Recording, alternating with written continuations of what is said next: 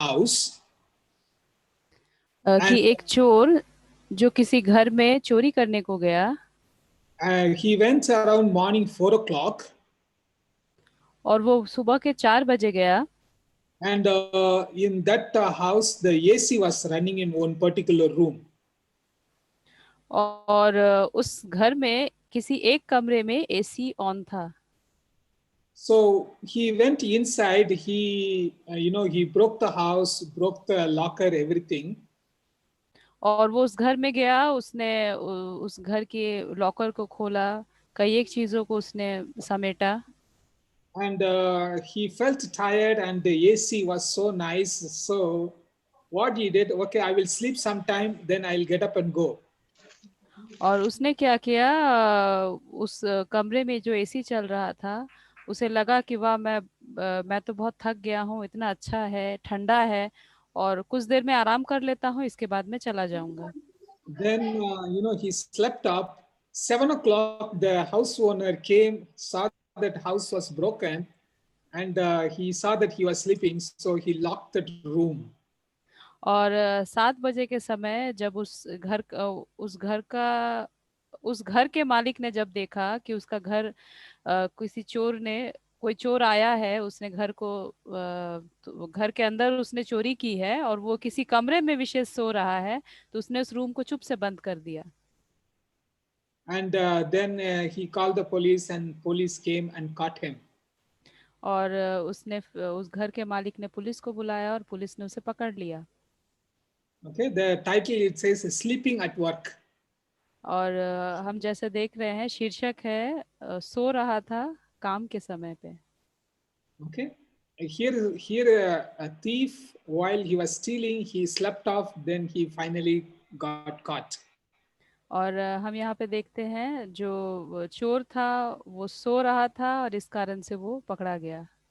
How many of us we sleep during our work? हम में से कितने हैं जो काम के समय पे सोते हैं? And even some of us very good in sleeping at church. और हम में से कई एक ऐसे भी हैं जो चर्च में भी बहुत अच्छी tariके से सोते हैं। We put our head like this. It's look like a praying, but we'll be shaking our head. Mostly, many people are sleeping in church.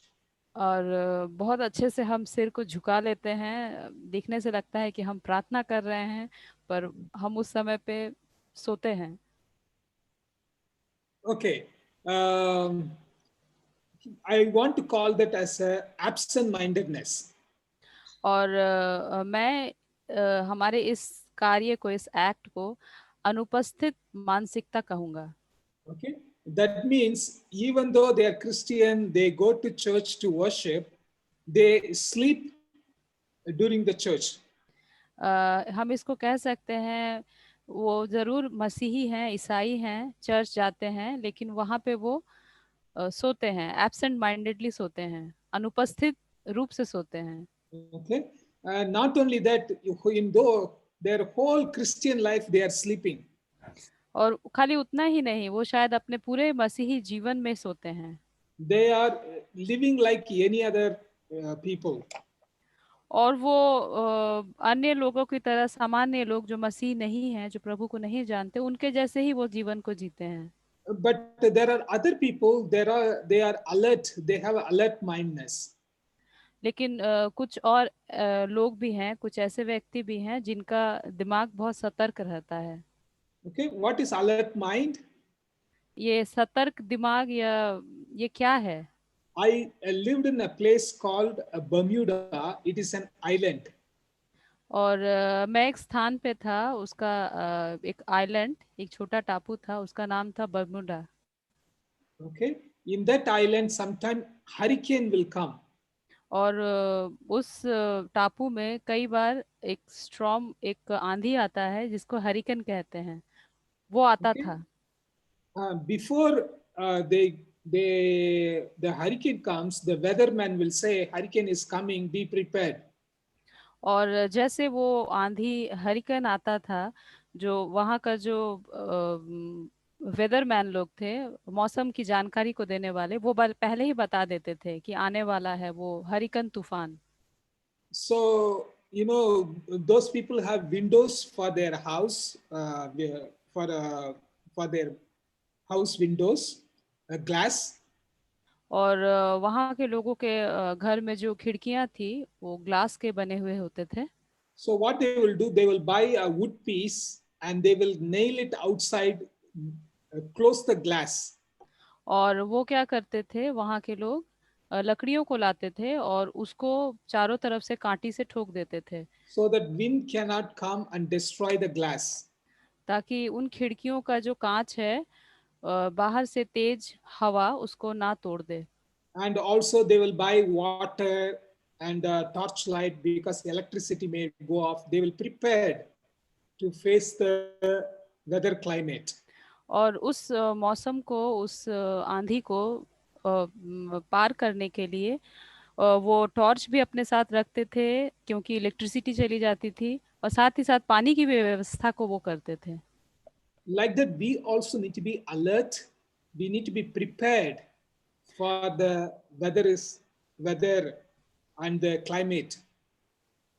उसी प्रकार हमें भी सतर्क रहना है और तैयारी करना है, ताकि हम हर एक चीज के लिए तैयारी कर सके। Okay, that is what we see in Revelation today in chapter 16, verse 15. I am coming like a thief. Blessed is the one who stays awake.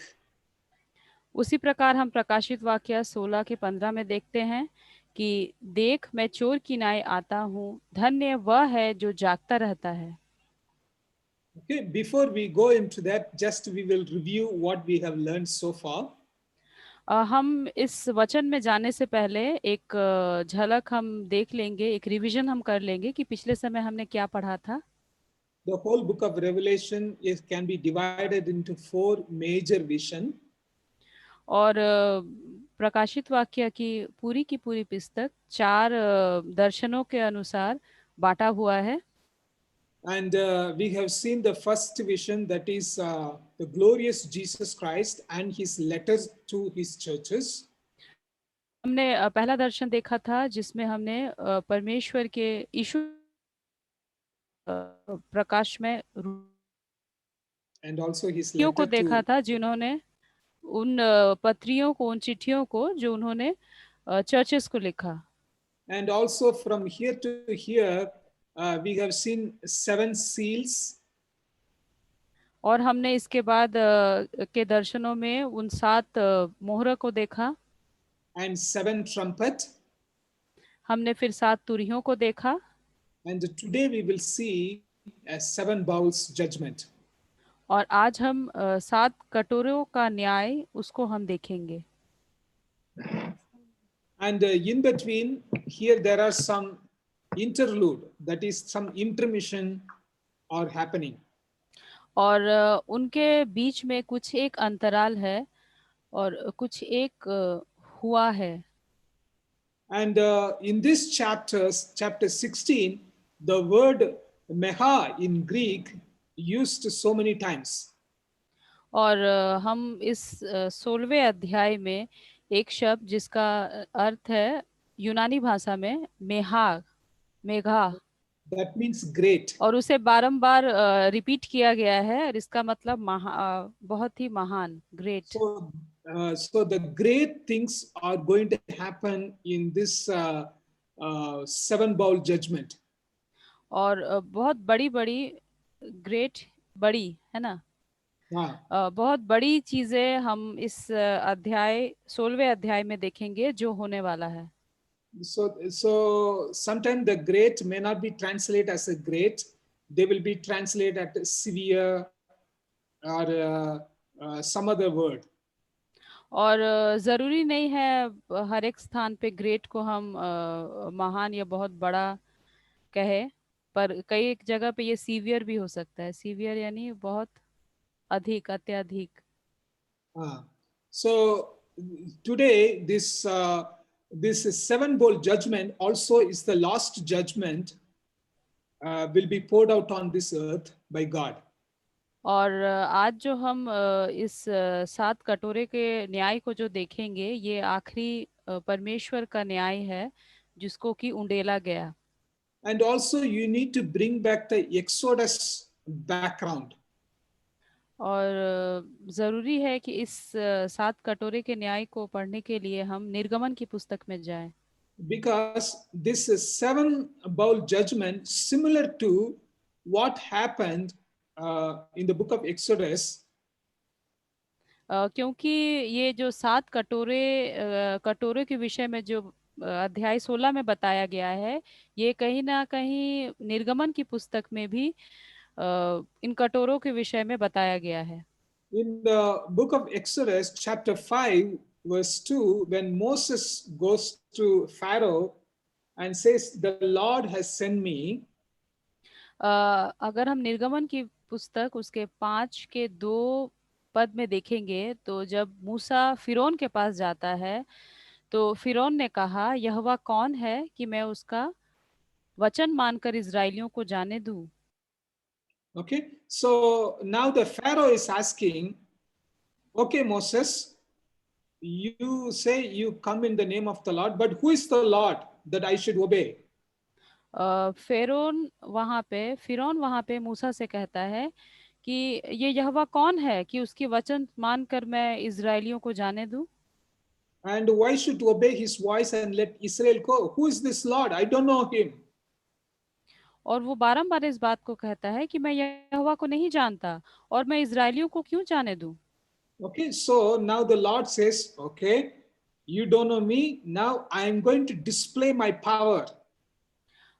तो परमेश्वर ने वहां पर फिरौन से कहा, ठीक है, तुम मुझे नहीं जानते हो, तो अब मैं तुम्हें अपनी ताकत को दिखाऊंगा। And also in chapter 3, Exodus chapter 3, Moses says, "Who are you, Lord? What is your name?" और हम निर्गमन की पुस्तक उसके 3 अध्याय में भी देखते हैं कि मूसा ने परमेश्वर से पूछा कि आप कौन है पिता, मैं आपको नहीं जानता। Then God says, "I am God of Abraham, God of Isaac, God of your forefathers." और हम वहाँ देखते हैं कि परमेश्वर ने मूसा से कहा कि मैं तुम्हारा परमेश्वर पिता हूँ, जो अब्राहम का पिता, याकूब, इसहाक का पिता और याकूब और तुम्हारे पूर्वजों को पिता हूँ। And now I'm going to display who I am. और अब मैं तुम्हें बताऊंगा, दिखाऊंगा कि मैं कौन हूँ। Okay, so now God displays his power through his miracles. और हम जानते हैं कि परमेश्वर अपने आप को दिखाता है, दर्शाता है अपने उन आश्चर्य कर्मों के द्वारा। Water turned into blood, जैसे कि वहाँ पे हम पाते हैं कि पानी and लहू बन गया frogs came out. और मेढकें आ गई। You know, some of the miracles, even the Egyptian magician were able to make it. और हम वहाँ पाते हैं कि कुछ एक आश्चर्य कर्म तो वहाँ के जो जादूगर थे, मिस्र देश के जादूगरों ने भी किया था। But after some time, they said, "This is finger of God. We cannot do these kind of miracles." और कुछ समय के बाद उन जादूगरों ने भी इस बात को माना था और कहा था कि ये परमेश्वर का ही हाथ है इन सभी आश्चर्य कर्मों में, हम ऐसा नहीं कर सकते। Then God, through his power, displayed, then he rescued the people of Israel. और हम पाते हैं कि परमेश्वर ने अपने ताकत से कई एक आश्चर्य कर्मों को किया और फिर उन्होंने इजरायलियों को वहां से निकाला। And in chapter 15, they were singing praise to God. और हम 15वें अध्याय में देखते हैं कि वो सभी मिलकर परमेश्वर की स्तुति महिमा कर रहे हैं। And we saw the same praise taken from Song of Moses in last chapter. और हम वही उन्हीं सब स्तुतियों को हम लास्ट चैप्टर में भी देखते हैं, सॉन्ग ऑफ प्रेजेस यानी मूसा का स्तुति गान, उसमें भी हम वही स्तुति के गीतों को पाते हैं। So you need to bring this Exodus image in your mind.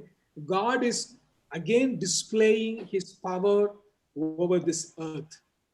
तो हमें इस चैप्टर को समझने के लिए बहुत ज़रूरी है कि हम निर्गमन की इन बातों को अपने माइंड में लाएं ताकि किस प्रकार परमेश्वर ने वहाँ पे अपने मिराकल्स को किया था, अपने चमत्कारों को किया था, और उन्होंने वहाँ पे इसे डिस्प्ले प्रेजेंट किया था, Okay, ताकि so हम इस प्रकाशित वाक्य को भी समझ पाए। now we will go to chapter 16, verse 1. Then I heard a loud voice from the temple telling the seven angels, Go and pour out on the earth 7 bowls of the wrath of God.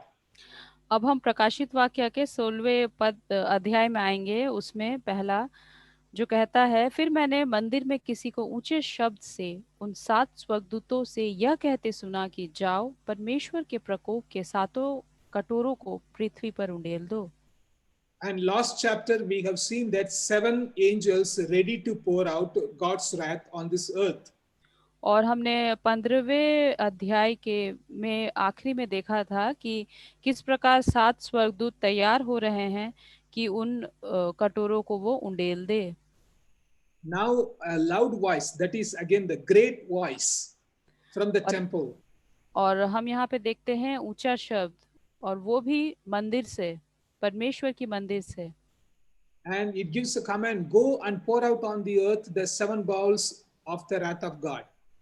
और हम देखते हैं कि उसने ऊंचे शब्द से कहा कि जाओ, परमेश्वर के प्रकोप के 7 कटोरों को पृथ्वी पर उंडेल दो। In the Old Testament, pouring out is a kind of sign and symbol. The judgment is pouring out on this earth. और पुराने नियम में उंडेल देना, डाल देना, इस बात को दर्शाता है कि परमेश्वर का न्याय उंडेला गया या डाल दिया गया। So here it is also called wrath of God. तो हम यहाँ भी देखते हैं ये परमेश्वर का प्रकोप है। So now they are going out and they are starting to pour out. और हम आगे देखेंगे कि किस प्रकार से ये जब उंडेल दिया गया तो क्या हुआ। Okay, the first angel went and poured out his bowl on the earth, and harmful and painful sores came upon the people who bore the mark of the beast and worshipped its image. सो पहले स्वर्गदूत ने जाकर अपना कटोरा पृथ्वी पर उंडेल दिया, और उन मनुष्यों के जिन पर पशु की छाप थी और जो उसकी मूरत की पूजा करते थे, एक प्रकार का बुरा और दुखदाई फोड़ा निकला। In chapter 13, we have seen the beast from the sea and also beast from the land. और हमने 13वें अध्याय में देखा था कि 2 पशु, एक जो समुद्र से निकल कर आया और दूसरा जो पृथ्वी के ऊपर था। One is a political leader, probably Antichrist. Another one is kind of prophet. He is helping the political leader through और miracle. हमने देखा था कि एक जो था वो एक पॉलिटिकल, एक राजनेता था, और दूसरा जो था वो कोई भविष्यवक्ता था, और वो भविष्यवक्ता उस राजनेता, उस पॉलिटिकल लीडर को मिराकल्स के द्वारा हेल्प करता था। And that prophet, that beast, made a symbol that is 666, and also all the people should worship the Antichrist. और हम पाते हैं कि जो भविष्यवक्ता था उसने उस पशु की छाप जो 666 है उसको लगाने की बात को कही थी, और जितने लोग उसकी उपासना करते थे, आराधना करते थे, उन्होंने उसको लिया। Okay, now that is visible symbol that is mentioned in chapter 13. और हम 13वें अध्याय में पाते हैं कि वो जो छाप था वो दिखता था। Okay, so the same from the visible thing, now they are going to get harmful and painful sores. और अब हम पाते हैं कि वो जो पशु का जो छाप था, जो दिखता था, अब हम देखेंगे किस प्रकार से बुरा और दुखदाई फोड़ा और दर्द उनके जीवन में आया। And this is the sixth miracle in Exodus. और ये छठा आश्चर्य कर्म जो मिस्र के देश में हुआ था, But छठा विपत्ति जो मिस्र के देश में मिस्रियों के ऊपर आया था। and also that is in particular in Egypt only. और उस समय सिर्फ वो मिस्र के देश में ही था, But this is on the earth, whole earth, they will get like this. Whoever worship the beast, they will get this sickness. और ये जो फोड़ा है ये पृथ्वी के हर एक लोगों के ऊपर आएगा। जैसे पिछले समय हमने देखा कि वो सिर्फ मिस्र के ऊपर, वहां के लोगों के ऊपर आया था, पर यहाँ जिन्होंने भी उस पशु के छाप को लिया था उनके ऊपर ही ये फोड़ा आ गया। So this is the first angel. This is the first bowl judgment. तो ये जो पहला जो कटोरा था जिस स्वर्गदूत ने उंडेल दिया, ये पहले कटोरे का न्याय है। And this is the next one, verse 3. The second angel poured out his bowl into the sea, and it became like a blood of a corpse, and every living thing died that was in the sea. और हम 16वें आयत के 13वें पद में दूसरे स्वर्गदूत को देखते हैं कि जब उसने अपने कटोरा को उंडल दिया, और वो, अच्छा मैं इसको पढ़ देती हूँ, और दूसरे ने अपना कटोरा समुद्र पर उंडेल दिया और वो मरे हुओं का सा लहू बन गया और समुद्र में का हर एक जीवधारी मर गया। Again, this is similar to what happened in Exodus. और हम ये देखते हैं कि ये भी बिल्कुल वैसा ही है जो मिस्र के देश में निर्गमन की पुस्तक में लिखा है, And that is particular to Nile River. और वो विशेषकर नील नदी में हुआ था। Okay, but here his bowl into the sea.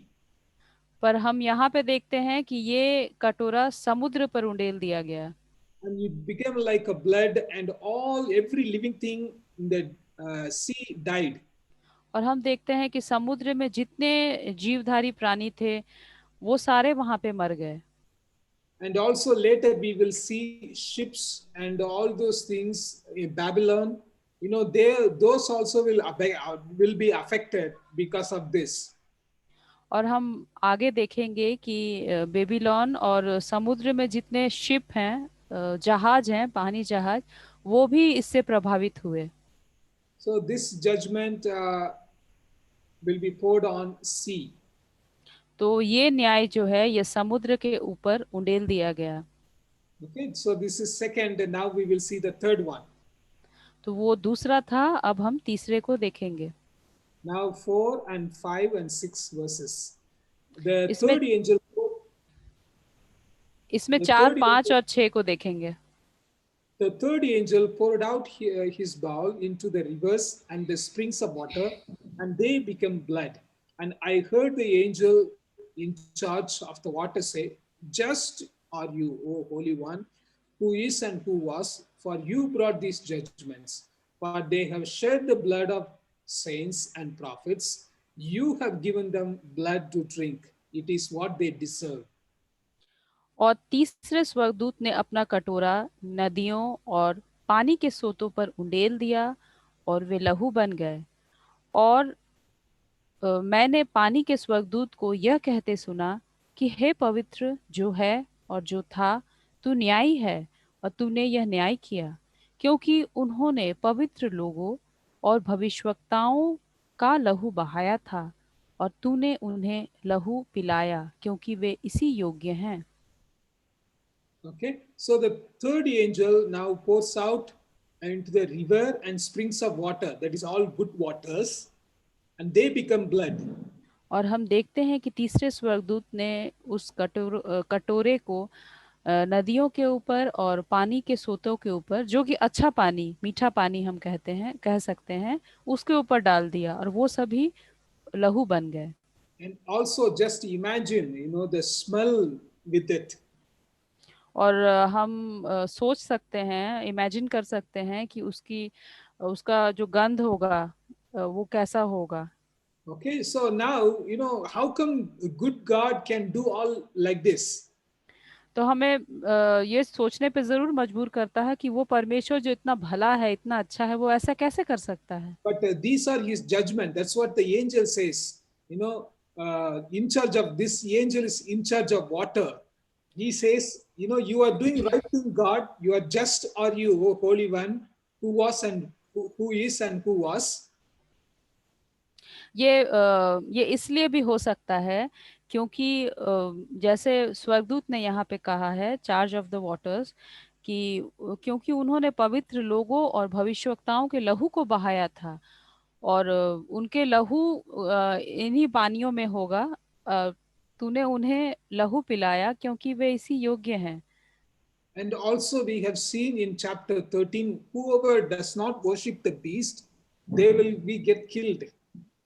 और हम 13वें आयत में हमने देखा था कि जिन लोगों ने उस पशु के छाप को नहीं लिया और उसकी उपासना नहीं की, आराधना नहीं की, उन सबों को मार डाला गया। So they shed blood of saints and prophets. तो इसका मतलब है कि उन पवित्र लोगों और भविष्यवक्ताओं के खून को बहाया गया। And also remember the two prophets, when they died, they were celebrating, giving gifts to each other. और याद कीजिए कि जैसे ही वो दो भविष्यवक्ता जिनको मार डाला गया, ये लोग बहुत आनंद और खुशी मना रहे थे और एक दूसरे को गिफ्ट्स दे रहे थे। So they deserve this judgment. God is giving blood to drink to them. तो इसीलिए ये डिजर्व करते हैं, इनको ऐसा ही मिलना चाहिए क्योंकि ये इसी के योग्य हैं। And now verse 7, and I heard the altar saying, Yes, Lord God the Almighty, true and just are your judgments. और फिर हम 7वें पद में देखते हैं कि फिर मैंने वेदी से यह शब्द सुना, हाँ हे सर्वशक्तिमान प्रभु परमेश्वर, तेरे न्याय ठीक और सच्चे हैं। Okay, remember in chapter 6, the fifth seal, under the altar there were some souls.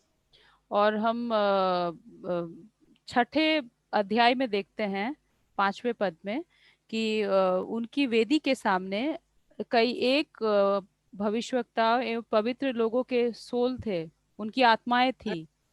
And they were asking God, how long, oh God, how long will you, when you are going to judge?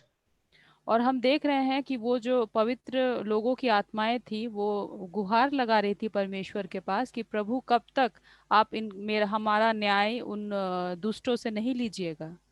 Now they respond, Yes, Lord God the Almighty, true and just are your judgments. Yes, we see your judgments. और उन्हीं लोगों की ये बातें हैं, ये शब्द है जो वेदी से कह रहे हैं कि हाँ हे सर्वशक्तिमान प्रभु परमेश्वर पिता, आपका न्याय बिल्कुल ठीक है, निर्णय ठीक है और सच्चे हैं।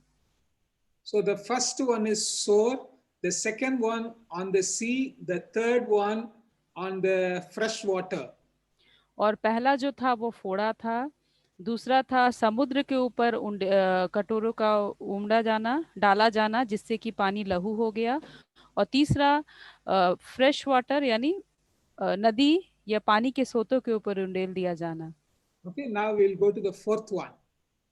अब हम चौथे न्याय की ओर जाएंगे।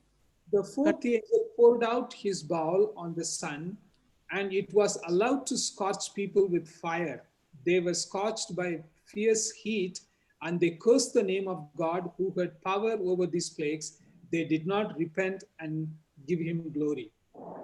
और हम यहाँ देखते हैं कि जब चौथे स्वर्गदूत ने अपना कटोरा सूर्य पर उंडेल दिया, तो सूर्य ने उन मनुष्यों को आग से झुलसा दिया। ये अधिकार दिया गया और मनुष्य बड़ी तपन से झुलस गए और परमेश्वर के नाम की, जिसे इन विपत्तियों पर अधिकार है, निंदा की और उसकी महिमा करने के लिए मन्ना फिराया। Okay, so here the fourth angel poured out his bowl on the sun. This is on the sun, and now it was allowed to scorch people with fire. और हम पाते हैं कि उस स्वर्गदूत ने जब उस कटोरे को सूर्य के ऊपर डाल दिया तो उसको यह अधिकार दिया गया कि वो मनुष्यों को जो पृथ्वी पर है उनको झुलसा दे।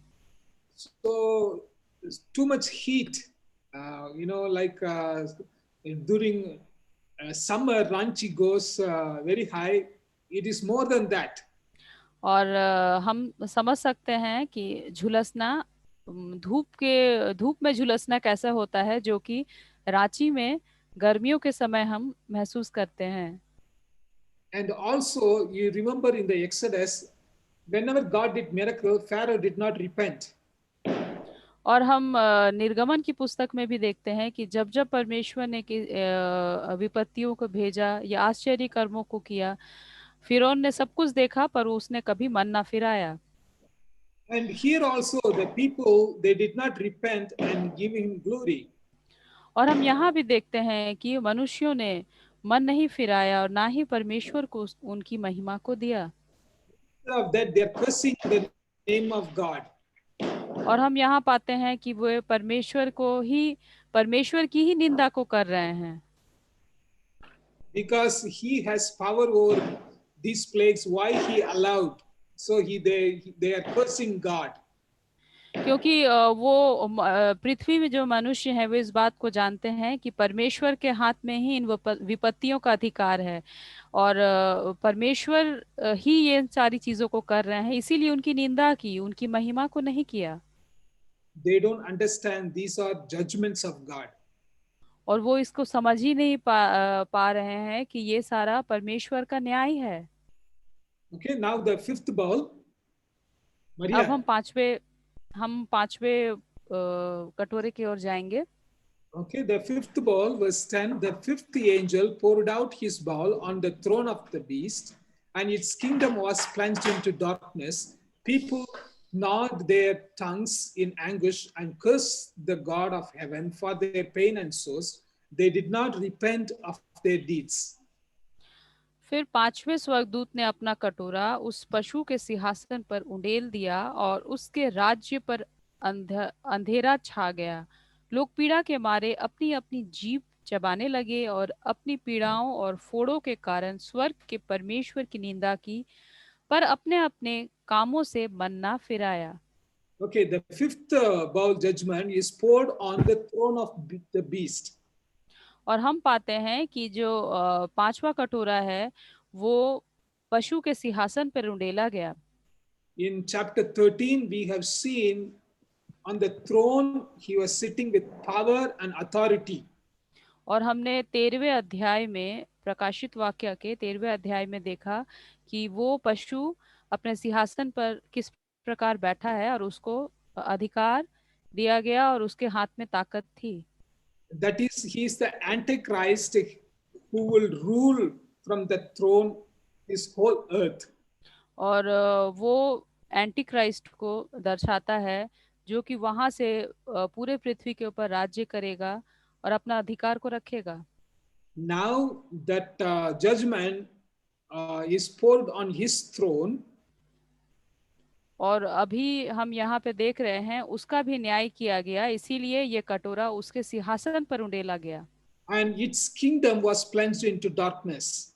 और हम यहाँ देखते हैं कि उसका जो साम्राज्य था उसके ऊपर अंधेरा छा गया। And people gnawed their tongues in anguish and cursed the God of heaven for their pain and sorrows. और यहाँ भी हम पाते हैं कि लोग पीड़ा के मारे, दर्द के मारे अपने जीभ को चबाने लगे और अपने फोड़ों के कारण, उस दर्द के कारण वो परमेश्वर पिता की जो स्वर्ग में है निंदा करने लगे और मन ना फिराया। Again, they did not repent. उन्होंने मन को नहीं फिराया। Again, this is similar to Pharaoh's attitude. और हम देखते हैं कि बिल्कुल ये फिरौन के ही व्यवहार के जैसा सिमिलर है, सेम है। Okay. Now the sixth bowl judgment. अब हम आगे छठे कटोरे के न्याय को देखेंगे। Okay, for the sixth and seventh judgment, the more verses are given. और सिक्स्थ और सेवेंथ कटोरे के न्याय के लिए ज्यादा से ज्यादा वर्सेस पद दिया गया है। Okay, because it is more like a climax. और ये क्लाइमैक्स की तरह है, भूमिका की Okay. तरह। Then verse 12, the sixth angel poured out his bowl on the great river Euphrates, and its water was dried up to prepare the way for the kings from the east. और हम 12वें पद में देखते हैं कि छठे स्वर्गदूत ने अपना कटोरा महानदी फरात पर उंडेल दिया और उसका पानी सूख गया कि पूर्व दिशा के राजाओं के लिए मार्ग तैयार हो जाए। Okay, there are a lot of interpretation for this verse. और इस पद के लिए बहुत सारा इंटरप्रिटेशन है। because in future the many prophets or many preachers they say the great river Euphrates above Jerusalem, above Israel, is still there. और कई लोगों का इंटरप्रिटेशन ये कहता है कि ये जो फरात महानदी है ये इज़राइल देश में है। Okay. Above Israel, it is here, somewhere here. And now, Israel में ही ये नदी कहीं पाया जाता है। okay, it will be dried up, and from the kings from the east they will come and attack. और ऐसा बताया गया है कि ये इस नदी का पानी सूख जाएगा और पूर्व देश से राजा इसके थ्रू आएंगे और वो अटैक करेंगे। Okay, here above these are Arab worlds like UAE, Kuwait, Saudi, all those things are in the east.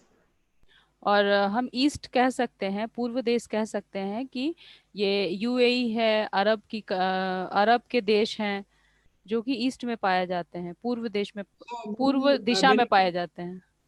Many preachers says, one day all these Arab nations will come against this Israel and they will fight in Megiddo, this Armageddon. और बहुत सारे scholars और जो interpretation करते हैं वो बताते हैं कि एक समय आएगा जब ये ईस्ट के जितने राजा हैं अरब देश के वो इजरायलियों के विरुद्ध हो जाएंगे।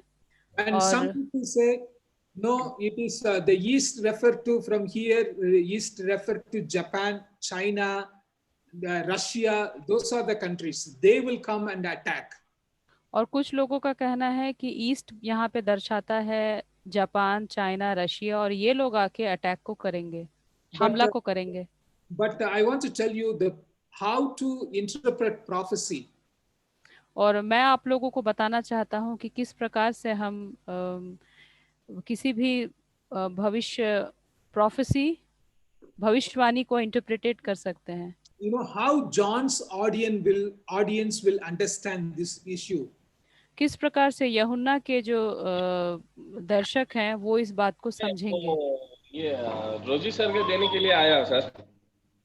Because John is writing to some people and they will understand for the kings from the east. Pardon brother, there was some interruption so I couldn't. Yes, John is writing to some people, the first century. They will understand the way for the kings from the east. और यूहन्ना यहाँ पे first century के Christians को लिख रहा है कि वो समझे इस बात को किस प्रकार से पूर्व देश से राजा आएंगे और उनके लिए रास्ता तैयार किया गया। Okay, above this Israel there are Babylonia, Parthia, those are the countries came and attacked from this side. और इजराइल के ही आसपास बेबीलोन का देश है और व्हाट ब्रदर, पर्सिया, पारस है, इथोपिया है, and they came and attacked in this side. और वो आएंगे और वो इजराइल के देश को अटैक करेंगे, हमला करेंगे। Most of the enemies will come this way because this side are all desert. और ज्यादा से ज्यादा दुश्मन इसी एरिया से आएंगे, इसी दिशा से आएंगे क्योंकि ये एक मरुभूमि एरिया है।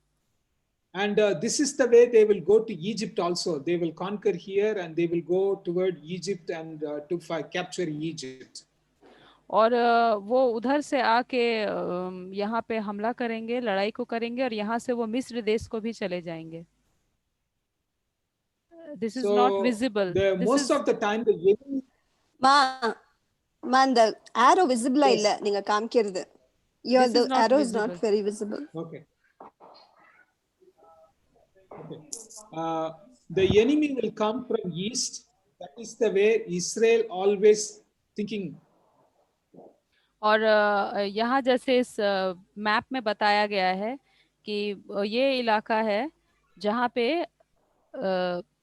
युद्ध होगा। What brother? Yeah, this east side. Yeah. ना इज़राइल हमेशा सोचता है कि उसका जो दुश्मन है उसी साइड से आएगा, क्योंकि जो दूसरा साइड है वो मरुभूमि है, इसलिए जो दुश्मन है यहाँ पर जो एरो दिखाया गया है उसी साइड से, उसी तरफ से आएगा। ऐसा ही इज़राइल सोचता था पिछले हिस्ट्री में भी, इतिहास में भी। यानी हिस्टोरिकली भी इजरायली लोग ऐसे ही सोचते थे कि ईस्ट ही वो दिशा है, पूर्व का ही दिशा है जहाँ से दुश्मन आएंगे, क्योंकि जो इधर का इलाका है वहाँ पे मरुभूमि है जो कि उनको बचाता है ना सिस्टर? Yes. हाँ। So in future, John was saying, in future, like this, how your enemy came and captured Israel. In future, the enemy will come attack Jerusalem and Israel. They will capture Israel. और यूहन्ना यहाँ कहना चाहता है कि जैसे past भूतकाल में जिस तरह से लोग उधर से ही आते थे पूर्व की दिशा में, उसी प्रकार से उधर से भी पूर्व दिशा से ही आके दुश्मन अटैक करेंगे। And verse 13, and I saw coming out of the mouth of the dragon and out of the mouth of the beast and out of the mouth of the false prophet 3 unclean spirits like frogs. और हम 13वें पद में फिर से देखते हैं कि फिर मैंने उस अजगर के मुंह से और उस पशु के मुंह से और उस झूठे भविष्यवक्ता के मुंह से 3 अशुद्ध आत्माओं को मेढकों के रूप में निकलते देखा। Again, in chapter 13, we have seen about the dragon, that is Satan, devil. Then also we have seen the beast from the sea, that is Antichrist, and the beast from the land, that is anti-spirit. Now they are all gathered and ready to make a war. और हमने 13वें अध्याय में इसके विषय में देखा था कि शैतान जो ड्रैगन है, अजगर है, एंटी क्राइस्ट जो लैंड से आया, और एक brother you chase that slide, give that slide. Yeah. और हमने एंटी स्पिरिट के विषय में देखा था जो कि झूठा भविष्यवक्ता है। And from their mouth, now 3 unclean spirits like a frog came out. और उनके मुंह से 3 दुष्ट आत्माएं, अशुद्ध आत्माएं निकल के आई मेढकों के रूप में। And verse 14, for they are demonic spirit performing signs who go abroad to the kings of the whole world to assemble them for battle on the great day of God the Almighty.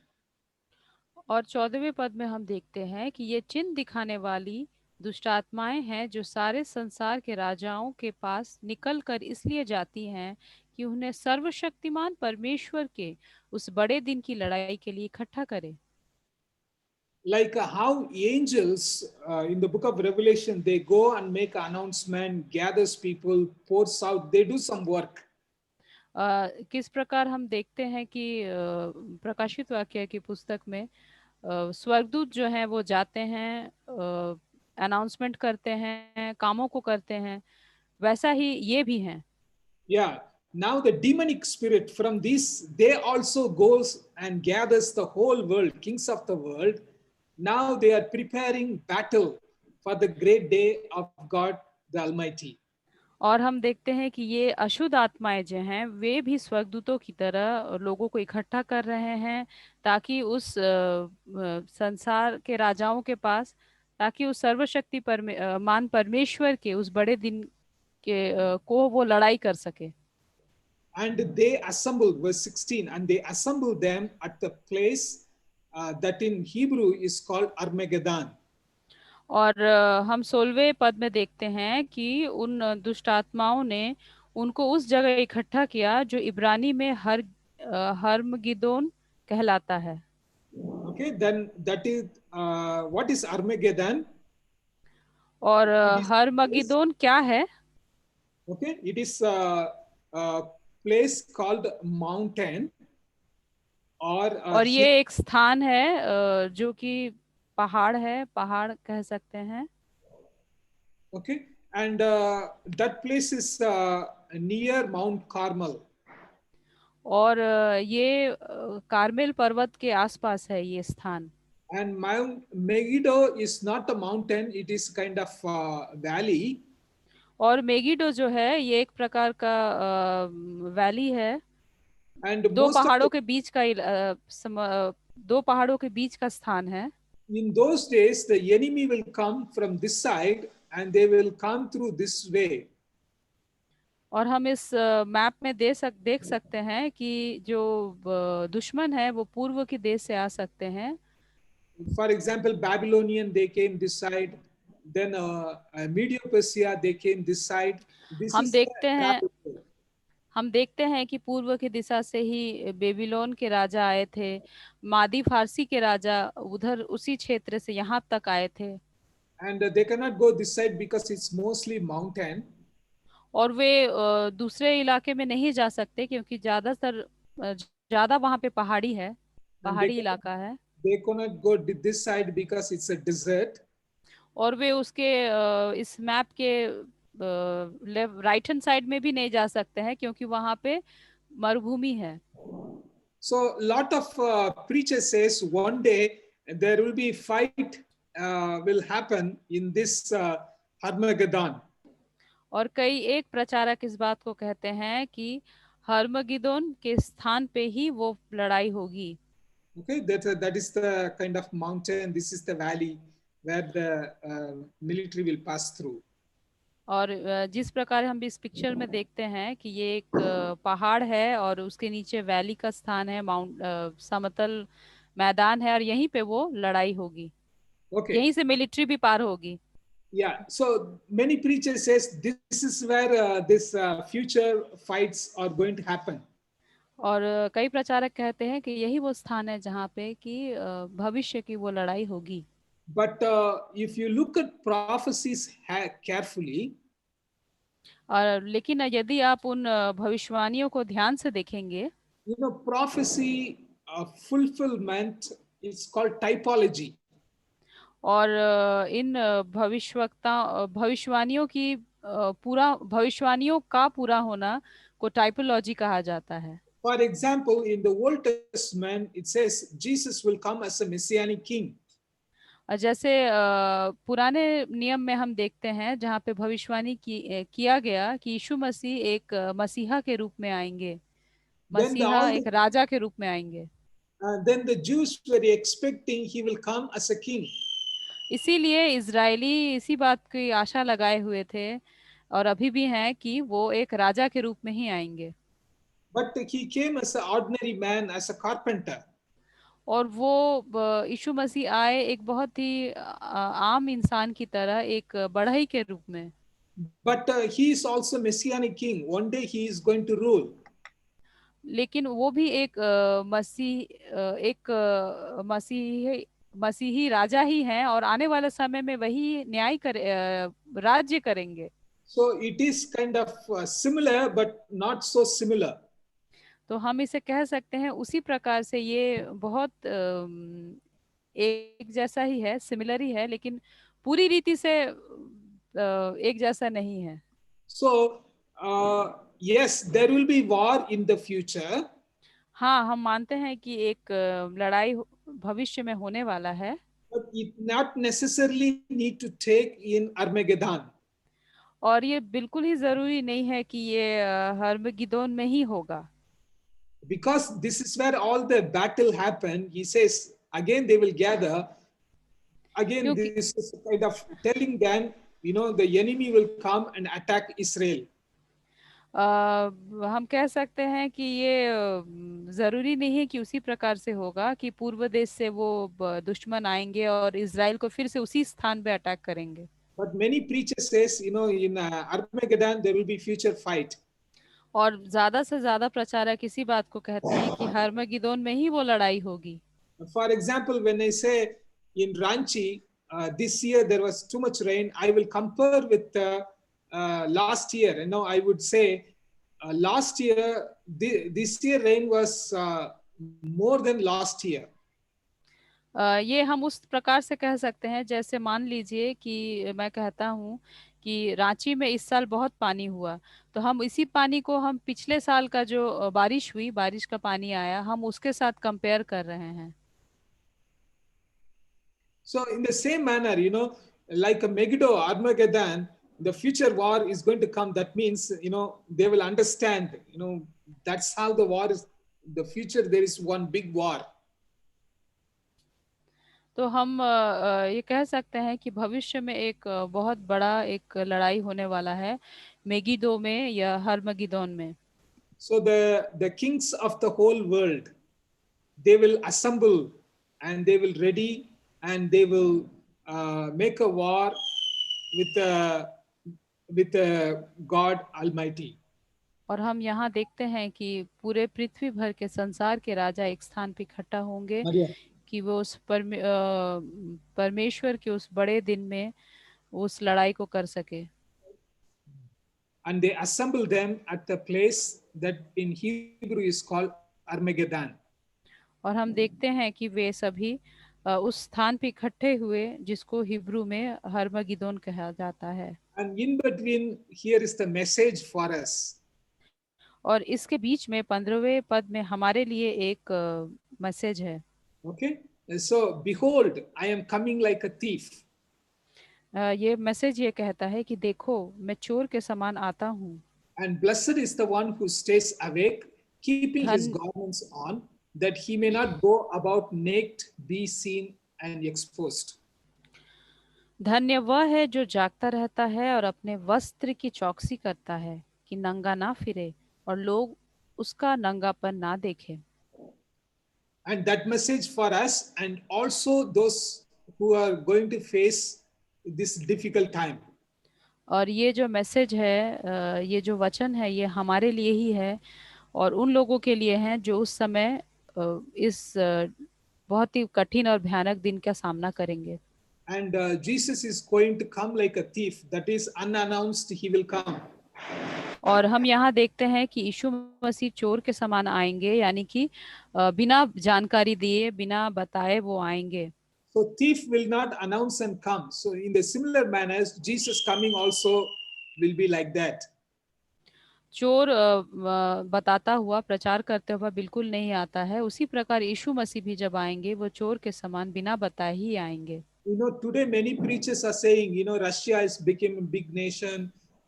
Probably Pope is the Antichrist. They will come and attack. आज के समय हम देखते हैं कि कई लोग कहते हैं कि प्रीचर कहते हैं कि रशिया एक बहुत, जैसे ले लीजिए रशिया के विषय में बताते हैं कि वो बहुत बड़ा एक कंट्री है, वही अटैक करेगा, या पोप जो है वही एंटी क्राइस्ट है। Most of the prophecy, when it's fulfilled, only we can understand. ज्यादा से ज्यादा भविष्यवाणी जब पूरी होती है तभी हम समझ पाते हैं। Because he's coming like a thief, so we cannot say, hey, Armageddon, this China is the now Antichrist is going to come. क्योंकि कहा गया है कि वो चोर की न्याय आएगा, इसलिए हम नहीं कह सकते हैं कि जैसा लिखा गया है प्रोफेसीज में वो होने वाला है। जैसे चाइना अभी एक पावरफुल देश है, हम नहीं कह सकते हैं कि वही है जो अरमगिदोन की लड़ाई में शामिल होगा। Okay, one day the demonic spirit is going to gather all the kings of the world to fight against Christ in this place. और एक दिन ये होगा कि जो सारी दुष्ट आत्माएं हैं जो चिन्ह दिखाती हैं, वे संसार के राजाओं को इकट्ठा करेंगी कि सर्वशक्तिमान परमेश्वर के उस बड़े दिन में, उस ग्रेट डे में लड़ाई को कर सके।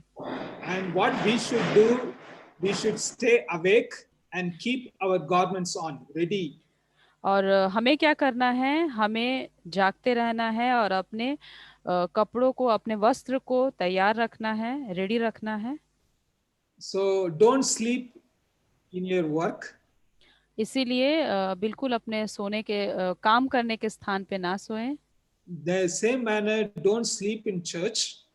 उसी रीति से आराधना भवन में भी ना सोएं। You need to stay awake आपको आवश्यकता है कि आप जागते रहें and ready for action. और हमेशा एक्शन किसी भी कार्य के लिए तैयार रहें, Okay, that is what we are called for. क्योंकि हम इसी काम के लिए बुलाए गए हैं। So the sixth angel poured out. Now they are ready for the battle. और हम देखते हैं कि जब छठे स्वर्गदूत ने भी अपने उस कटोरे को उंडेल दिया तो वो सारे लड़ाई के लिए, युद्ध के लिए तैयार हो गए।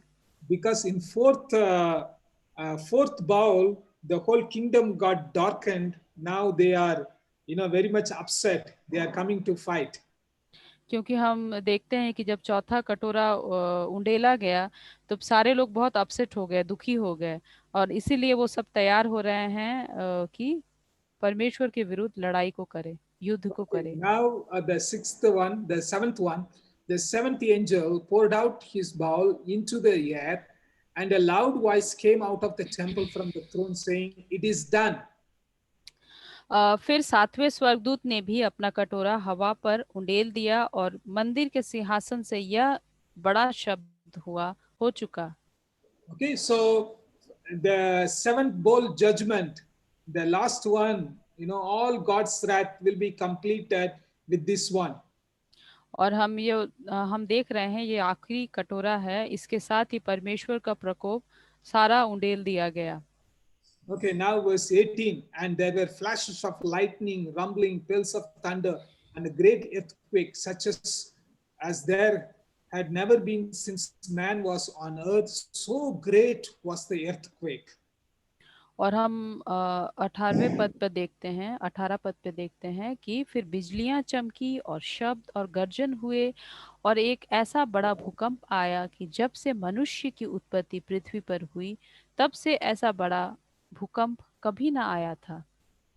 So now when seventh bowl poured out, the great earthquake happened on earth. और हम देखते हैं कि जब सातवां कटोरा भी उंडेल दिया गया तो एक बहुत बड़ा भूकंप इस पृथ्वी पर आया। And the great city was split into three parts. और हम देखते हैं कि वो बड़ा नगर जो था वो भी तीन टुकड़े, उस नगर का भी तीन टुकड़े हो गए। And the cities of the nation fell, and God remembered Babylon the Great to make it drain the cup of wine of the fury of his wrath. और जाति जाति के नगर गिर पड़े और बड़े बेबीलोन का स्मरण परमेश्वर के यहाँ हुआ कि वह अपने क्रोध की जलजलाहट की मदिरा उसे पिलाए।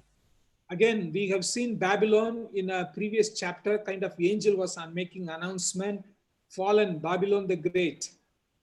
और हम देखते हैं कि वो स्वर्गदूत जो है पिछले अध्यायों में कि किस प्रकार वो अनाउंसमेंट को कर रहा है, वो बता रहा है कि वो बड़ा बेबीलोन गिर गया।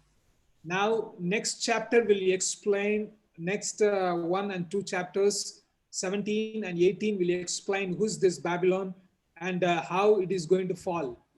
और हम आने वाले समय में 17 और 18 अध्याय में देखेंगे कि ये बड़ा बेबीलोन कौन है और किस प्रकार से ये गिर पड़ा। And in chapter 19, this final fight we will see in Armageddon. और हम 19वें अध्याय में देखेंगे ये जो आखिरी लड़ाई है जो हर्मगिदोन में होने वाला है, उसके विषय में हम देखेंगे। So here is the final climax. Now God is pouring out his wrath upon this Babylon. और हम यहाँ देखते हैं ये क्लाइमैक्स है, किस प्रकार परमेश्वर अपने उस प्रकोप को बेबीलोन के ऊपर डाल रहे हैं, उंडेल Then रहे we हैं। will see more in chapter 17 and 18. इसके विषय में हम ज्यादा 17 और 18 अध्याय में देखेंगे। And every island fled away, and no mountains were to be found. And great hailstones, about 100 pounds each, fell from heaven on people, and they cursed God for the plagues of the hail, because the plague was so severe. और हम 20 और 21 पद में पाते हैं कि और हर एक टापू अपनी जगह से टल गया और पहाड़ों का पता ना चला। आकाश से मनुष्यों पर मन मन भर के बड़े ओले गिरे, और इसलिए कि यह विपत्ति बहुत ही भारी थी, लोगों ने ओलों की विपत्ति के कारण परमेश्वर की निंदा की। Earthquake happened. Now the hail from heaven is falling on earth. और हम देखते हैं कि बड़ा भूकंप आया और अब आकाश से बड़े बड़े ओले गिर पड़े हैं लोगों के ऊपर। Again, like Pharaoh, they cursed God, they did not repent. और यहाँ भी हम देखते हैं फिरौन की तरह जिसने मन ना फिराया लेकिन परमेश्वर की ही निंदा की। लोगों ने But, भी यहाँ पे परमेश्वर की निंदा की। but we ought to be alert लेकिन हमें बहुत सतर्क एवं सावधान रहना है, because he can come like a thief anytime. क्योंकि यीशु मसीह कभी भी एक चोर की नाई आ सकते हैं। And we need to be stay awake and we need to ready for action. और हमें ज़रूरी रहना है कि हम जागते रहे और किसी भी एक्शन को करने के लिए तैयार पाए जाए। And one day this war is going to happen, और एक दिन ये युद्ध ज़रूर होगा, but we cannot wait. Oh, when he comes, I will repent. और हम बिल्कुल ही ये नहीं कह सकते हैं कि जब यीशु मसीह आएंगे तभी हम मन को फिराएंगे। We need to be alert right now. हमें अभी से ही सतर्क रहना है, तैयार रहना है, सावधान रहना है। Are you ready? क्या आप तैयार हैं? Are you being alert? क्या आप सतर्क हैं? Shall we pray?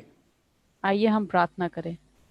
Father, thank you for this day. Thank you for speaking with us. Lord,